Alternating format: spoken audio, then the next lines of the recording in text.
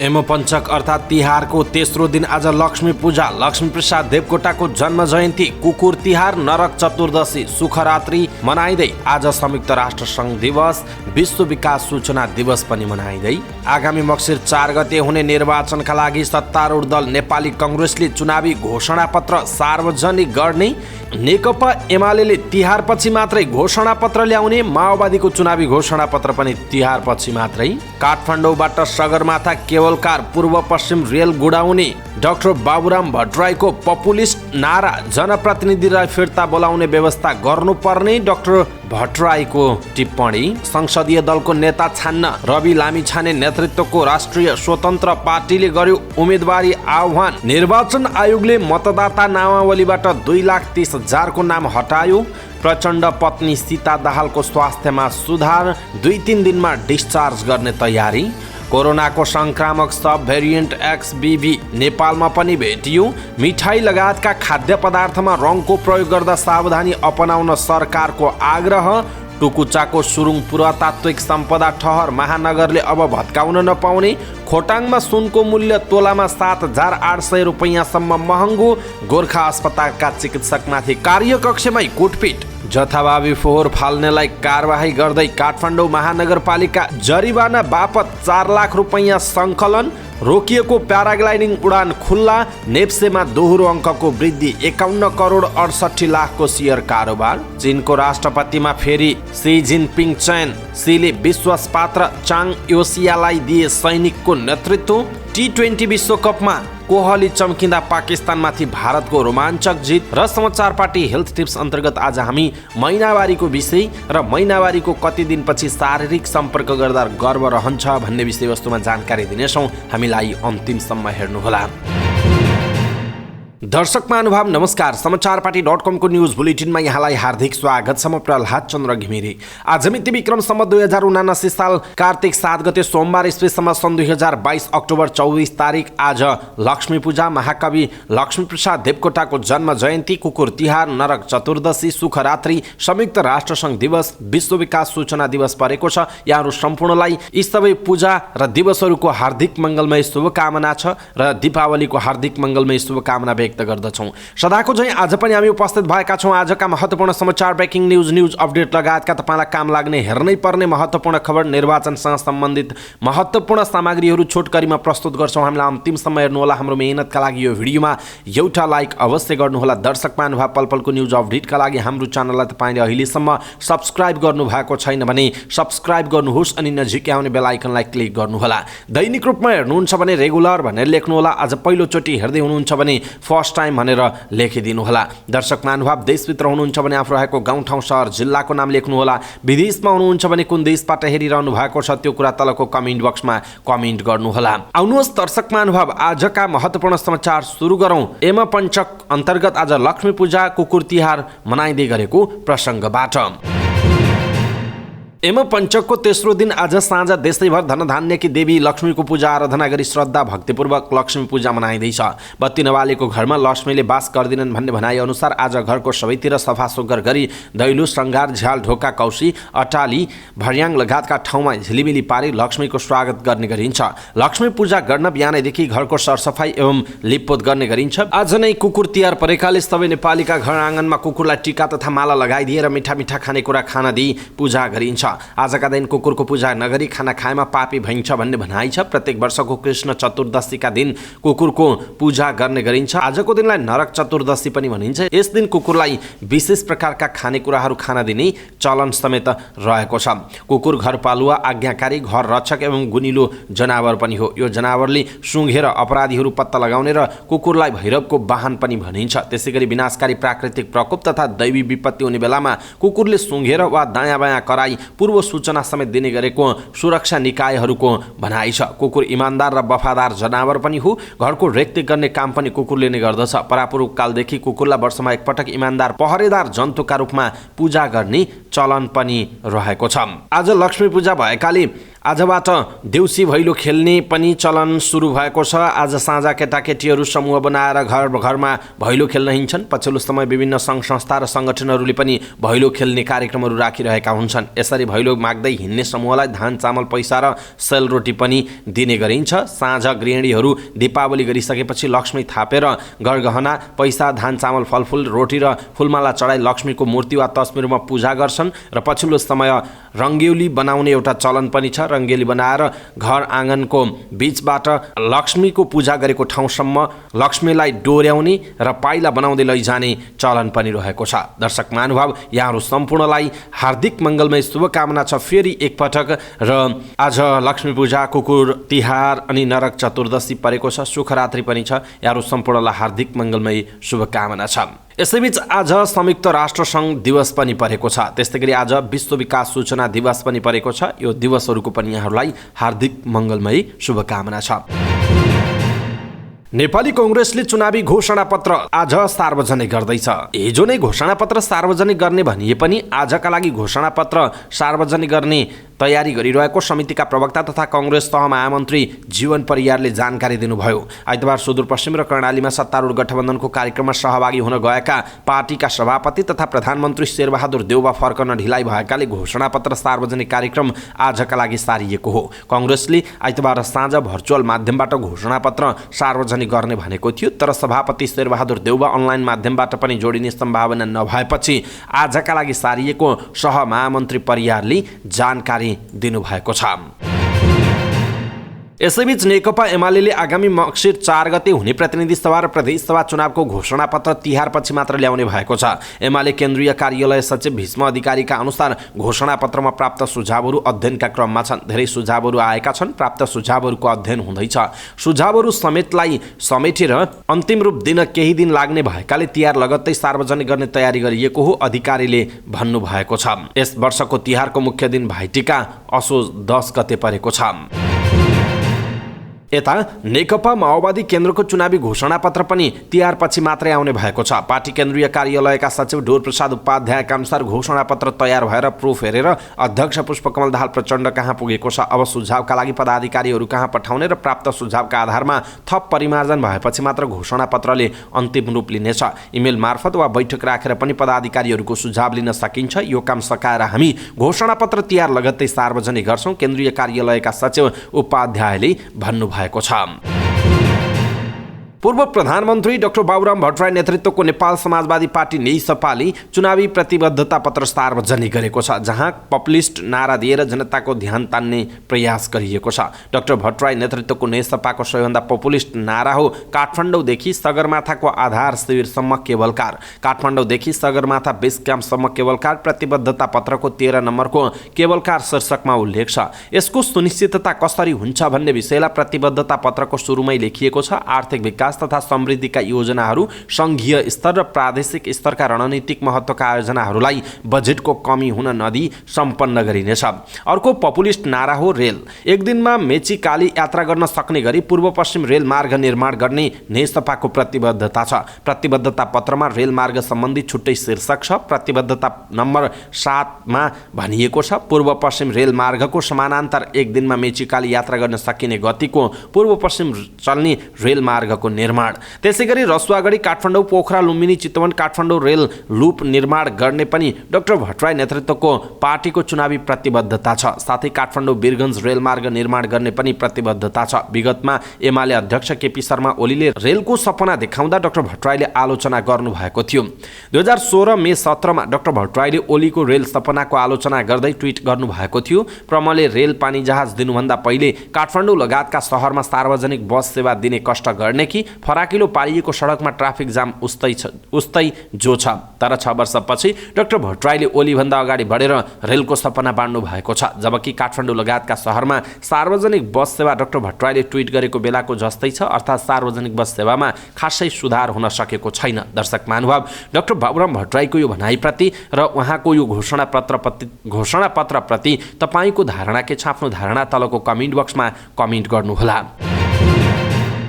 यसैबीच नेपाल समाजवादी पार्टीका अध्यक्ष डाक्टर बाबुराम भट्टराईले राम्रो काम नगर्ने जनप्रतिनिधिलाई फिर्ता बोलाउने व्यवस्था गर्नुपर्ने बताउनु भएको छ। आइतबार पार्टीको घोषणापत्र सार्वजनिक गर्दै उहाँले राइट टु रिकलको व्यवस्था गर्नुपर्ने बताउनुभयो। राइट टु रिकल गर्नु पनि पर्छ। वास्तवमा हामी यति गैर जिम्मेवार हुँदै गएका छौँ। ढाँट, छल, पैसा किनबेच अनेक गरेर चुनाव जित्ने, चुनाव जितेपछि 5 वर्ष फर्केर नजाने, फेरि अर्को जालझेल, षड्यन्त्र, पैसा किनबेच गरेर जाने जुन प्रवृत्ति छ, भट्टराईले भन्नुभएको छ, यदि जनप्रतिनिधिले ठिक ढङ्गले काम गरेन भने मतदाताको निश्चित प्रतिशत 25% वा कति राख्न सकिन्छले मागे भने फिर्ता बोलाउन सक्ने व्यवस्था गर्नुपर्छ। यो सम्भव छ, असम्भव छैन उहाँको भनाइरहेको छ। दर्शक महानुभाव, जनप्रतिनिधिलाई फिर्ता बोलाउने व्यवस्था गर्ने डाक्टर बाबुराम भट्टराईको यो भनाइप्रति तपाईँको धारणा चाहिँ के छ? आफ्नो कुरा तलको कमेन्ट बक्समा कमेन्ट गर्नुहोला। रवि लामिछाने नेतृत्वको राष्ट्रिय स्वतन्त्र पार्टी रासोपाले संसदीय दलको नेताका लागि उम्मेदवारी आह्वान गरेको छ। दलको नेताका लागि समानुपातिक र प्रत्यक्ष उम्मेदवारहरूले कार्तिक 7 गते साँझ 5 बजेसम्म आवेदन दिन सक्नेछन्। पार्टीको विधानको धारा 72(1) बमोजिम प्रारम्भिक निर्वाचन गर्न लागेको रासोपाका प्रवक्ता डाक्टर मुकुल ढकालद्वारा जारी विज्ञप्तिमा उल्लेख छ। रासोपाको विधानको धारा 72(1) मा संघीय निर्वाचन अगावै पार्टीको तर्फबाट संघीय निर्वाचनका लागि समानुपातिक र प्रत्यक्ष तर्फ छनौट भएका उम्मेदवारहरू मध्ये इच्छुक 20 दलको नेता छनौटका लागि निर्वाचन गर्ने उल्लेख छ। खसेको कुल मतको बहुमत ल्याउने उम्मेदवार दलको नेता हुने विधानको व्यवस्था छ। दलको नेता छान्न हुने मतदानमा मतदाता चाहिँ पार्टीको सम्पूर्ण साधारण सदस्य हुने भनिएको छ। रासोपाले अहिलेसम्म पार्टी सदस्यता वितरण गरेको छैन। पार्टीको वेबसाइट, मोबाइल एपमा दर्ता भएका र अफलाइन सबै गरेर 2 लाख हाराहारी व्यक्ति दर्ता भएको र उनीहरूले मत दिने जनाइएको छ। रासोपाले समानुपातिक पद्धतिको बन्द सूचीमा 110 जनाको नाम बुझाएको छ भने प्रत्यक्षतर्फ 130 क्षेत्रमा उम्मेदवार उठाएको छ। उनीहरूमध्ये प्रत्यक्षतर्फको विजयी हुन्छन् भन्ने अनुमान गर्न गाह्रो छ भने समानुपातिकतर्फ सांसद हुन देशभर खसेको मतको न्यूनतम मत थ्रेसहोल्ड कटाउनु पर्ने हुन्छ। अहिलेको अवस्थामा रासोपाबाट सांसद हुने वा नहुने टुङ्गो छैन, तर दलको नेता छान्न भने प्रक्रिया सुरु भइसकेको छ। रासोपाका प्रेस संयोजक गणेश कार्कीले भन्नुभएको छ, हाम्रो सरकार बन्ने अवस्था आयो भने प्रधानमन्त्री को हुन्छ भनेर जनतालाई थाहा होस् भनेर प्राइमरी गर्न खोजेका हौँ। यो हाम्रो पार्टीको विधानकै व्यवस्था हो, उहाँको भनाइ छ। यदि अहिले दलको नेता चुनिएका व्यक्ति प्रत्यक्ष चुनावमा पराजित भए वा समानुपातिकबाट छनौट नभए दलको नेता छनौटका लागि फेरि निर्वाचन गर्ने विधानमा उल्लेख छ। अहिलेसम्म दलका अध्यक्ष रवि लामिछाने मात्र संसदीय दलको नेताका आकांक्षी देखिएको जनाइएको छ। गत स्थानीय निर्वाचनका सामाजिक सञ्जालमा एउटा स्टाटस निकै चर्चित भएको थियो। मेरी श्रीमती प्रत्येक चुनावमा पृथ्वीमा आउँछिन्, भोट दिन्छन्, तर मलाई नभेटी जान्छन्। फेसबुकमा पोस्ट भएको एक व्यक्तिको स्टाटस जति हास्यास्पद थियो त्यति नै गम्भीर पनि। उनको श्रीमतीको 6-7 वर्ष अगाडि नै मृत्यु भइसकेको थियो, तर मतदाता नामावलीमा नाम आउन भने छोडेको थिएन। उहाँको पोस्टले हामीलाई झस्काएको थियो। कति मिडियाले त स्वर्गबाट चुनावमा भोट हाल्न आए भनेर पनि लेख्नुभयो। निर्वाचन आयोगका प्रवक्ता शालिग्राम शर्माले भन्नुभयो, मृत्यु भइसकेको मान्छे भोट हाल्न आउने कुरै भएन। त्यसपछि मतदाता नामावली सुधार्न हामीलाई दबाब भयो। आयोगले स्थानीय तह निर्वाचन सकिएको करिब 7 महिनापछि प्रतिनिधि सभा तथा प्रदेश सभाको चुनाव गर्दैछ, तर अघिल्लो पटक मतदाता नामावलीमा नाम निस्किएका 2,30,000 जना यसपटक नदोहोरिने गरी हटाइएको आयोगले जनाएको छ। प्राविधिक गडबडीका कारण मृत्यु भइसकेकाहरूको नामावली पनि प्रकाशन हुँदै आएको थियो, तर यसपटक हामीले थुप्रै कटाएका छौँ, प्रवक्ता शर्माले भन्नुभएको छ। मृत्यु भइसकेका थुप्रै व्यक्तिको पनि पटक पटक नामावलीमा नाम प्रकाशन भइरहनुमा भने आयोगको मात्रै गल्ती नभएको शर्माको दाबी छ। उहाँले स्थानीय तह र प्रशासनका पञ्जीकरण शाखाले तथ्याङ्क उपलब्ध नगराउँदा गल्ती दोहोरिने गरेको सुनाउनु भएको छ। नेकपा माओवादी केन्द्रका अध्यक्ष पुष्पकमल दाहाल प्रचण्डकी पत्नी सीता दाहालको स्वास्थ्यमा सुधार हुँदै गएको छ। गत बुधबार स्वास्थ्यमा समस्या आएपछि ललितपुरको मेडिसिटी अस्पताल भर्ना हुनुभएकी सीताको स्वास्थ्यमा सुधार हुँदै गएको अस्पताल स्रोतले जनाएको छ। अस्पताल स्रोतका अनुसार सीताको आइसियुमा उपचार भइरहेको छ। उहाँको स्वास्थ्यमा सुधार हुँदै गएको छ। सायद 2-3 दिनमा डिस्चार्ज गर्छौँ, अस्पताल स्रोतले भनेको छ। सीता लामो समयदेखि पार्किन्सन जस्तै लक्षण भएको प्रोग्रेसिभ सुप्रान्युक्लियर पाल्सी PSP रोगबाट पीडित हुनुहुन्छ। सीता मधुमेह र उच्च रक्तचापबाट समेत पीडित हुनुहुन्छ। स्नायुरोग विशेषज्ञहरूले दिएको जानकारी अनुसार सीतालाई लागेको यो रोग मस्तिष्कमा लाग्ने रोग हो। यो रोग निकै कम मानिसमा देखिने गरेको जनाइएको छ। PSP एक दुर्लभ रोग हो। यसले मानिसको सन्तुलन हिन्डुल गर्न बोल्नमा कठिनाइ हुने गर्छ। यसकै कारण मस्तिष्कको कोशिकामा पनि असर पुग्ने चिकित्सकहरू बताउँछन्। 60 वर्ष उमेर पार गरेका मानिसहरूमा यो समस्या बढी देखिने गरेको जनाइएको छ। नेपालमा कोरोना भाइरसको नयाँ सब भेरिएन्ट XBB पनि भेटिएको छ। राष्ट्रिय जनस्वास्थ्य प्रयोगशालामा गरिएको जिनोमिक सिक्वेन्सिङका क्रममा एकजना नेपालीमा नयाँ सब भेरिएन्ट XBB भेटिएको स्वास्थ्य तथा जनसङ्ख्या मन्त्रालयले जनाएको छ।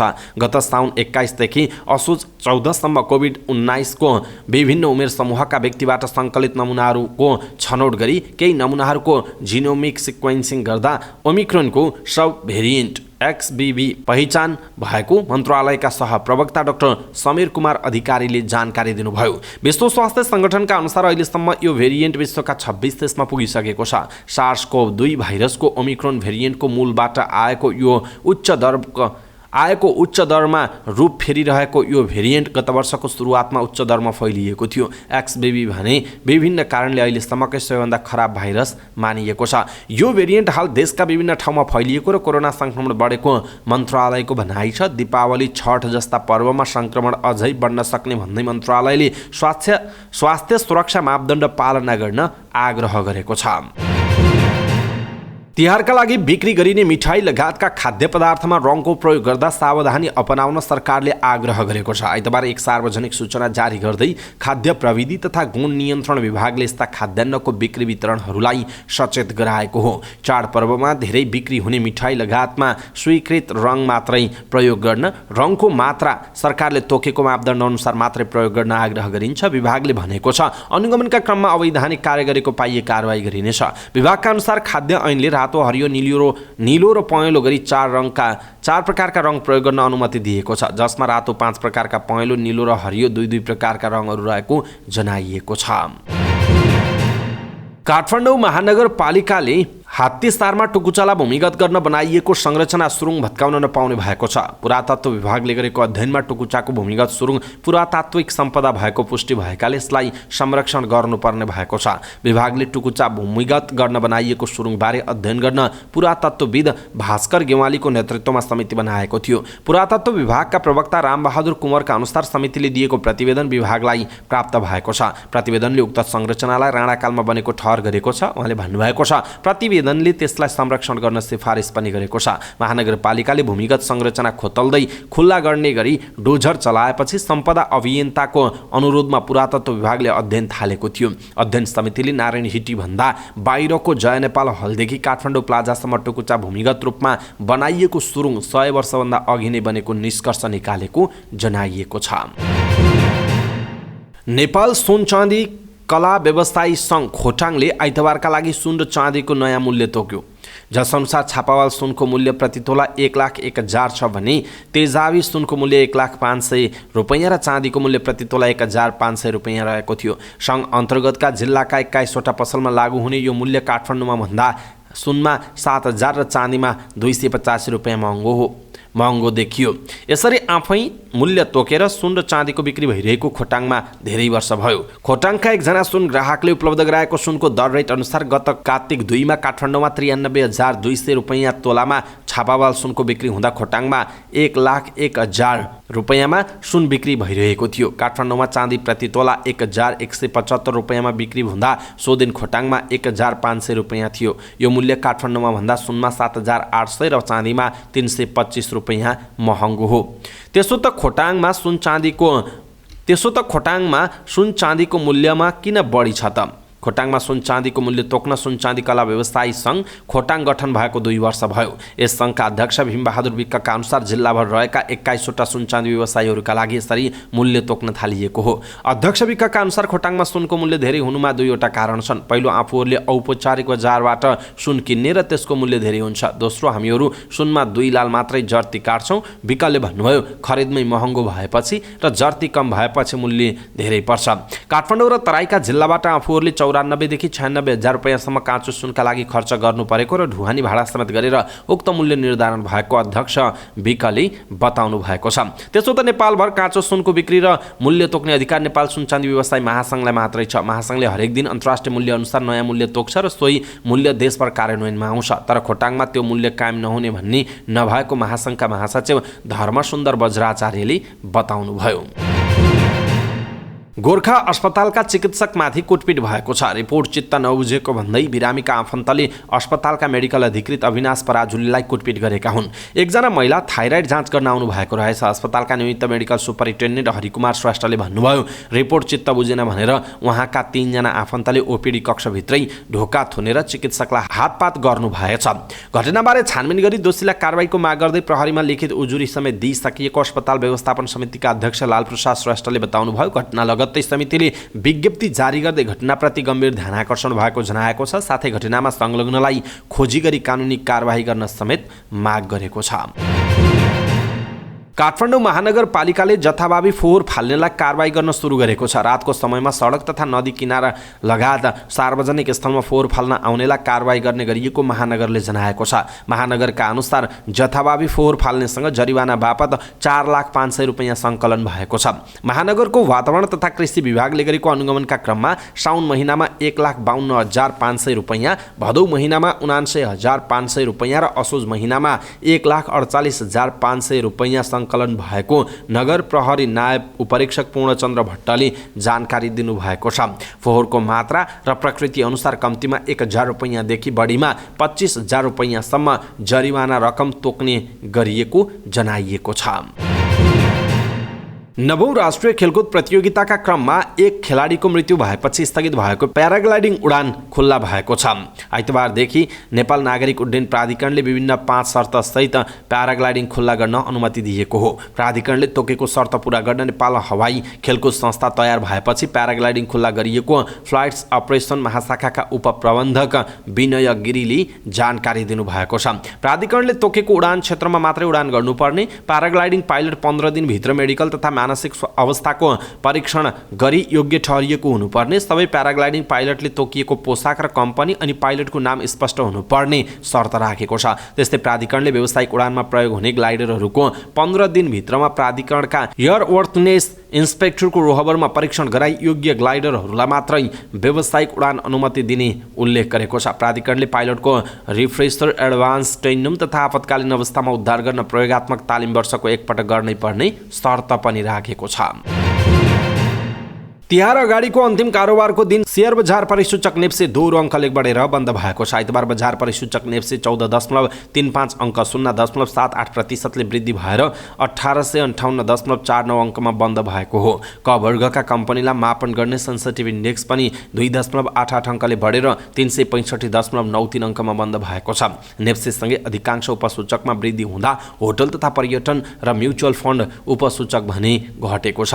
नेप्सेमा वृद्धि देखिए पनि कारोबार रकम हेर्दा भने लगानीकर्ता उत्साहित भएको देखिँदैन। आइतबार नेप्सेमा 15,38,042 किता सेयर किनबेच हुँदा 51,68,03,000 को कारोबार भएको छ।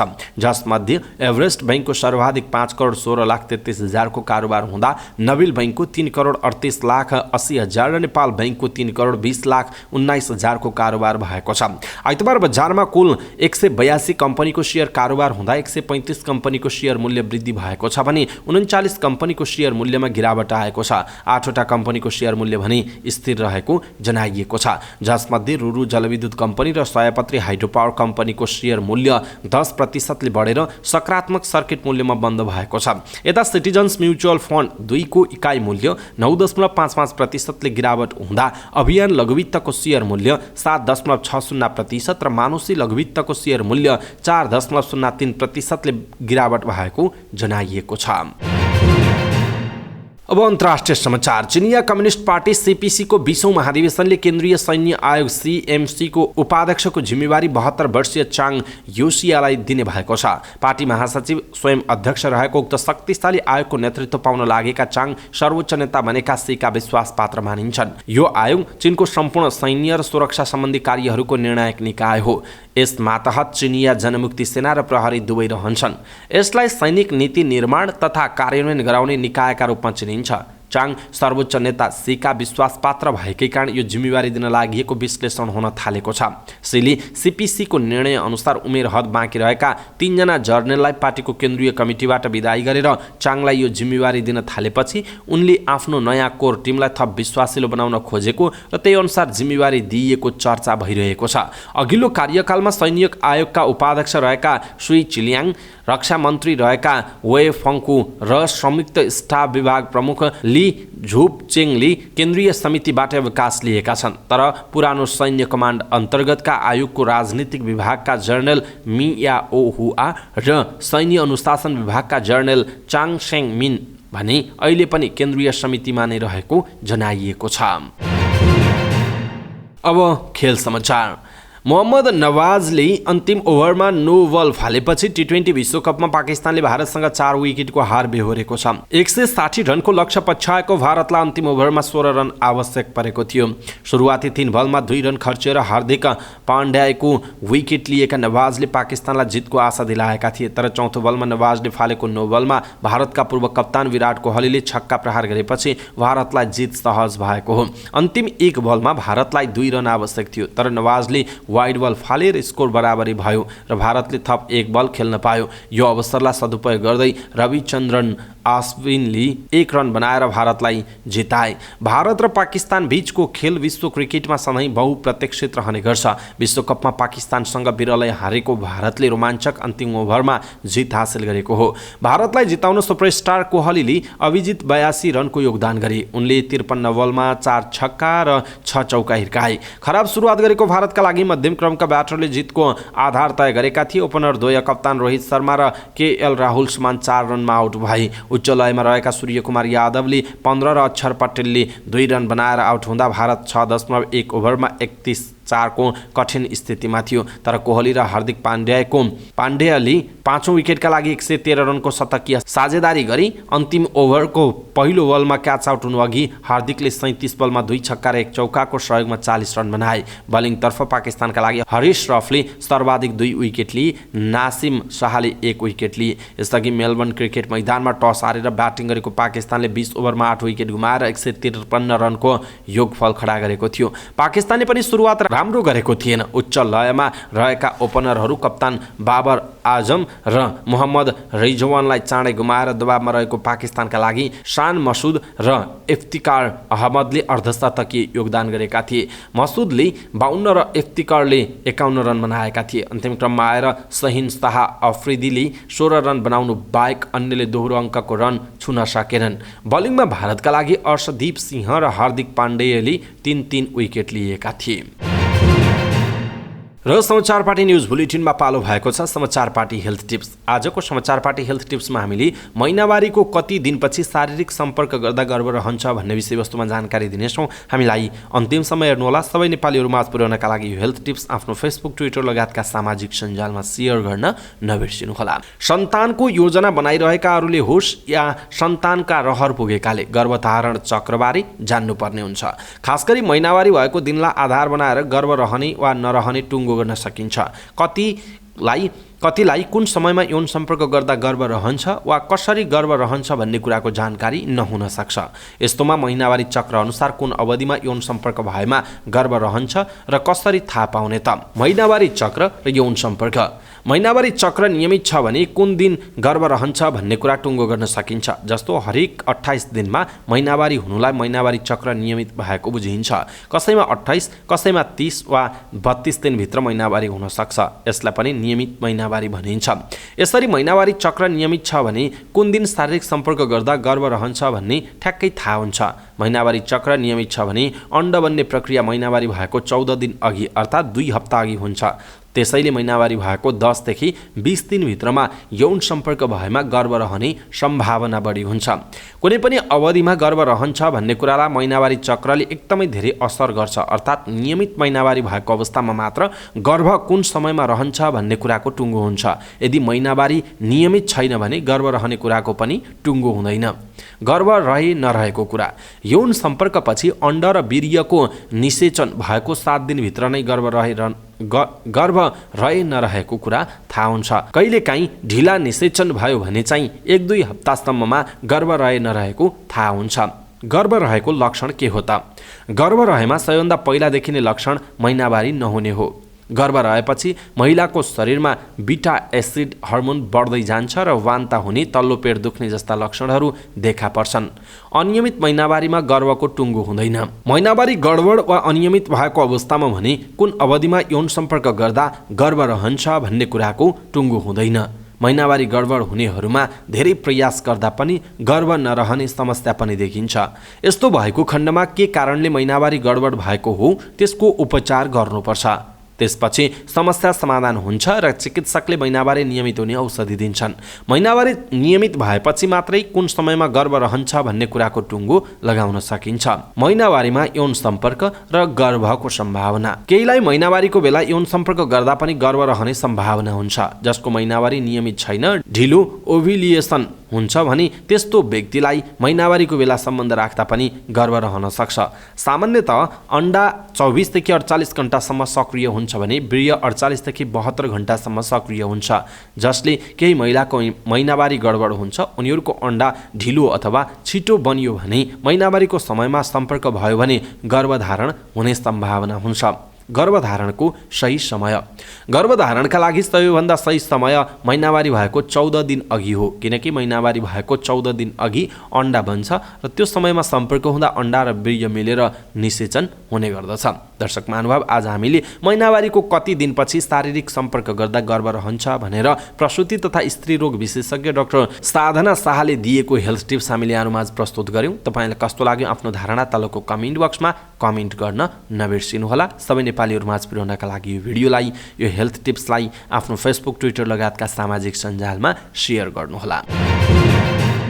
अवस्था दर्शक महानुभाव, आजका महत्त्वपूर्ण समाचार, ब्रेकिङ न्यूज अपडेट लगायतका महत्त्वपूर्ण समाचारहरू यति नै हामीले प्रस्तुत गरेका यी समाचारहरूप्रति तपाईँको धारणा के छ? आफ्नो धारणा तलको कमेन्ट बक्समा कमेन्ट गर्नुहोला। हाम्रो मेहनतका लागि यो भिडियोमा एउटा सानो लाइक अवश्य गर्नुहोला। दर्शक महानुभाव, पल पलको न्युज अपडेटका लागि हाम्रो च्यानललाई तपाईँले अहिलेसम्म सब्स्क्राइब गर्नुभएको छैन भने कृपया सब्स्क्राइब गर्नुहोस् अनि नजिकै आउने बेल आइकनलाई क्लिक गर्नुहोला।